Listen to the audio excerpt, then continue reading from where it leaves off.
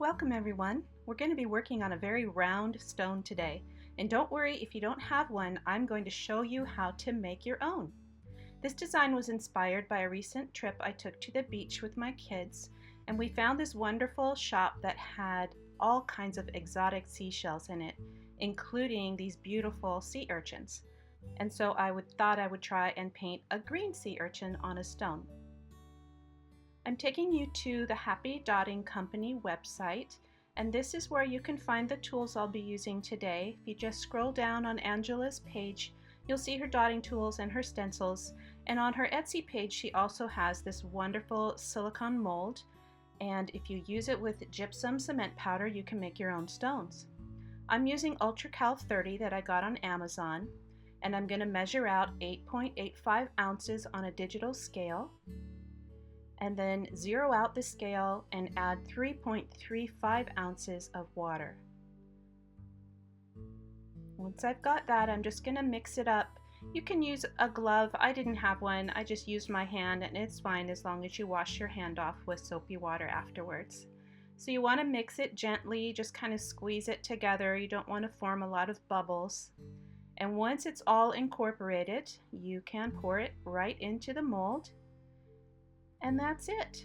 Angela has this measured out perfectly, and it really works. So just get it all in there till it's very full and tap the sides of the mold to get the bubbles out and let it sit overnight.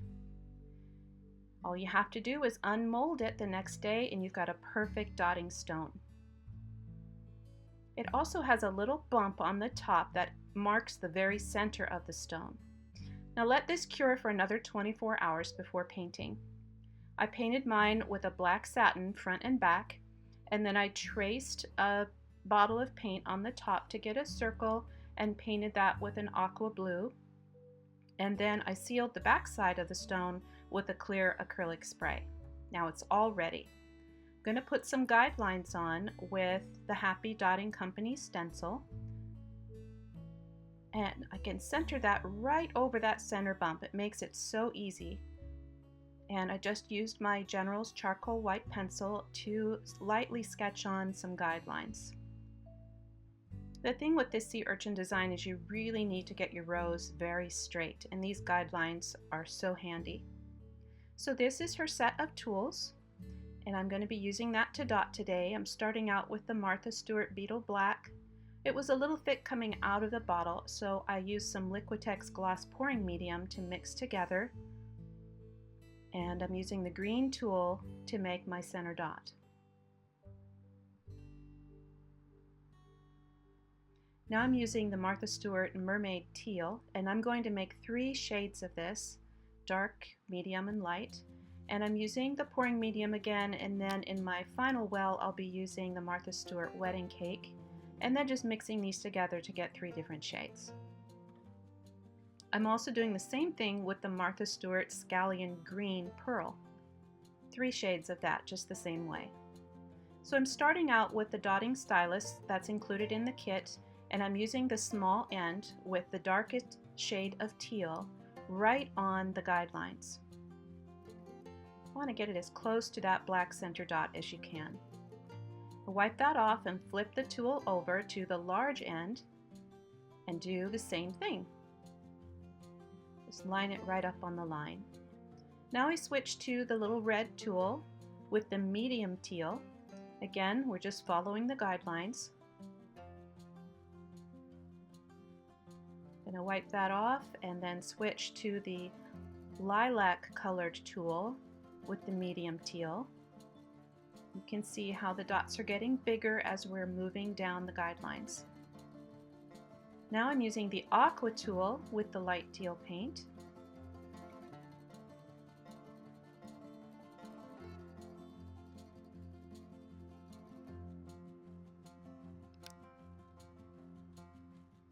And then the orange tool with the light teal paint.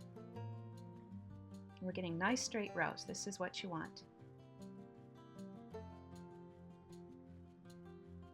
Now I'm going back and I'll be doing about the same thing, only in the green paint. So I'm using the small end of the dotting stylus to get right in between that first row, and then I'll flip the tool over and use the large end to get a dark green snugged right in there.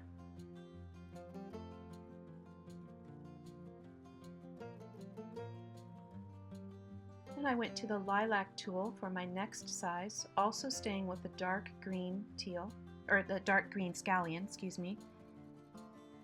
And then I switched to the watermelon pink colored tool with the medium green.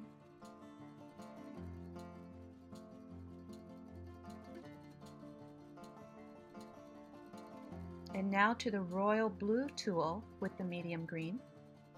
And it had a little bit too much of a peak, so I flattened that down just by swirling the paint with the dotting stylus.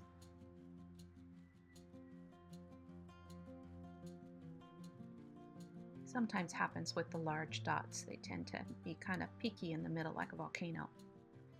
And I always do this. Make sure your hands are clean before you pick up the stone. Wash them off. Now you're going to add 2 small medium green dots at the end of the green row, and then a dark green dot just to finish that triad out. And you'll do that on each of the green rows.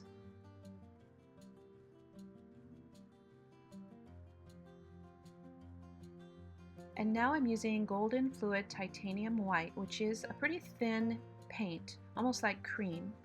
And I'm using this to do all of my detail work. It worked out so well on this smooth art stone. It's something I can't do very well on natural stones. They just have too much texture. But oh my goodness, this paint just loved the art stone, and I could walk these dots out and still get perfect definition even out to the smallest microdots. So you can see how I'm walking these around each of the green dots. And you'd be surprised how small you can get in here with this polymer clay sculpting tool with the fine ball point. You can really get some small details and still have definition. This was my favorite part of painting this stone, was just getting in here with this little tiny tool and these little tiny dots. Show you here again a little bit faster. Something I learned as I was researching sea urchins while I was preparing to do this stone is that they can live for centuries. Did you know that? It's amazing to me. Some of the sea urchins I saw at the beach were probably there when Lewis and Clark first stepped on that beach at the end of their discovery journey. It's just amazing to me.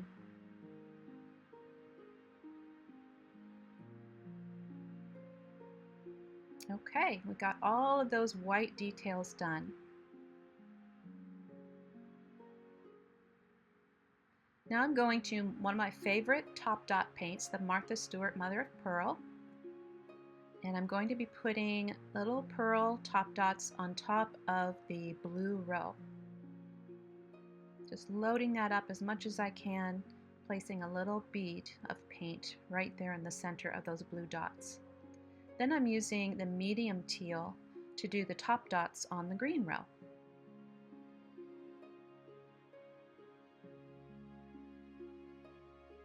This teal on top of the green is just a beautiful, beautiful combination.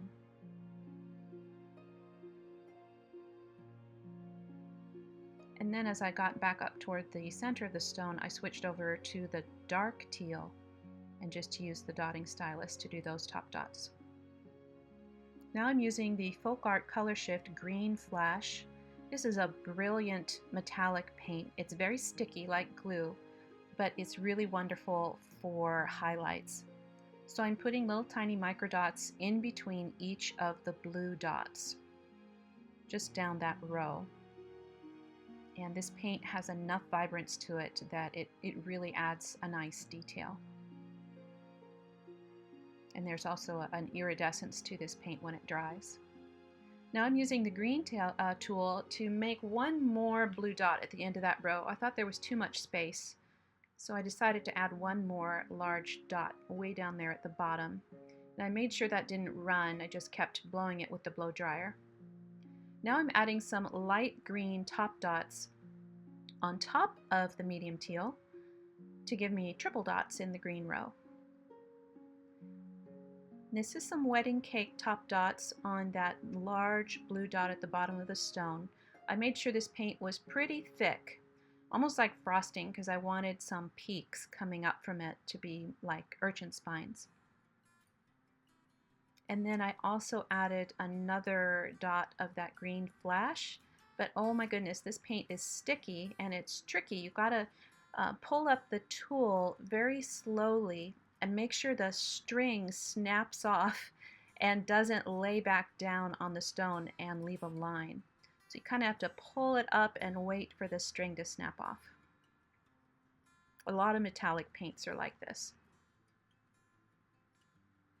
Now I'm putting some really thick wedding cake top dots on top of the mother of pearl, just to give me extra height on these and extra texture.